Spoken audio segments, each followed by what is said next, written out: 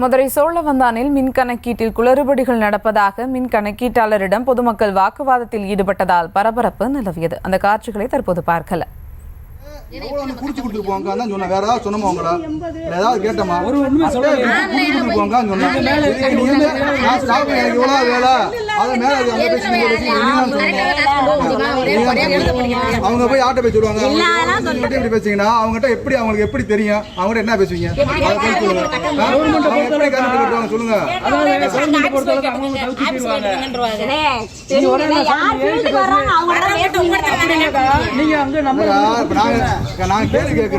கூடுதல் விவரங்களோடு இணைகிறார் செய்தியாளர் குமார். வணக்கம் குமார், விவரங்கள்.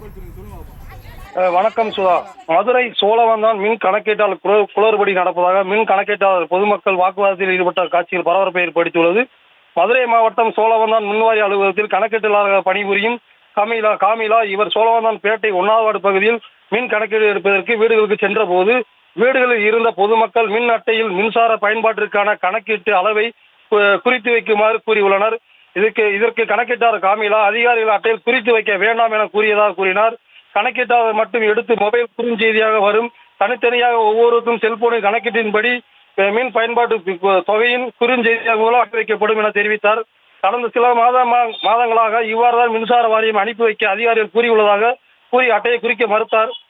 படிக்காதவர்கள், வயதானவர்கள், தொலைபேசி இல்லாதவர்கள் என்ன செய்வார்கள்? இவர்களுக்கு மின்சார கட்டணம் எப்படி தெரிய வரும் என பொதுமக்கள் கேள்வி எழுப்பினர்.